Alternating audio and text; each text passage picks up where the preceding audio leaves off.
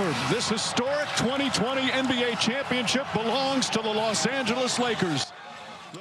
LeBron James added more hardware to his personal trophy case last night when he led the Los Angeles Lakers to their first NBA title in 10 years. But more importantly for LeBron, this was his fourth NBA championship, his fourth NBA Finals MVP. He's now accomplished that with 3 different teams, and James is the only man ever to do that.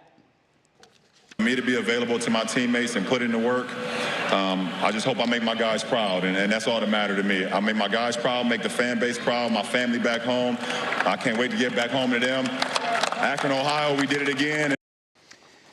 So, of course, this rekindles one of sports' great debates. Is LeBron James the GOAT, the greatest of all time? Betsy, you're shouting yes. Okay, very interesting. I posted a Twitter poll this afternoon asking that very question, and more than 1,600 of you have weighed in. It's very close, but right now, the yays have it. 51% say yes, he is the GOAT. 49% are saying no, he's not.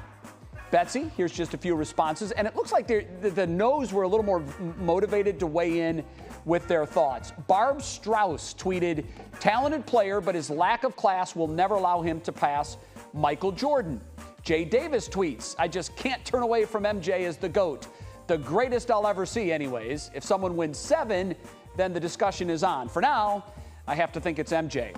And Cray DC tweets, greatest of his era, maybe, because Kobe and Duncan did play in those eras as well. Feel free to discuss. And so we will, Bets. Here's the thing that I always come back to. I always come back to this thing. Okay. No player in the history of the NBA has ever before or will ever again do what LeBron did in 2016.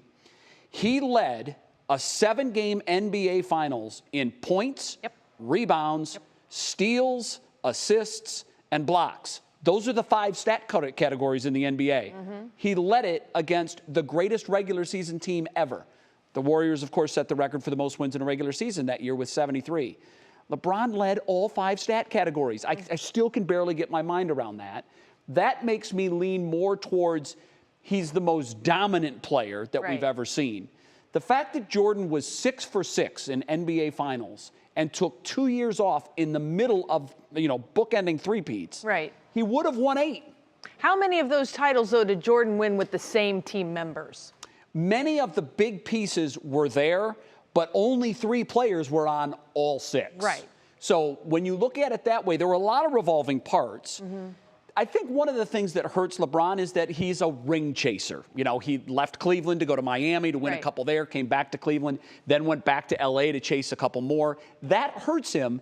But, boy, when you look at what he did in 2016, it's hard to say he's not the greatest ever. Well, I just look at the fact of the matter that, as I mentioned, MJ had his teammates and his team, LeBron's done this with a whole host of different people. I mean, think about how many people he's played with. And he's only won 4. Carried the team all the way through. So, I mean, obviously I'm a girl from Akron. So sure. You're a little biased. I am completely biased. But it's something that I think is very cool. And we take a lot of pride in him. Last point in the discussion, his body of work is still in progress. Absolutely. He might end up with 6. He might. Okay.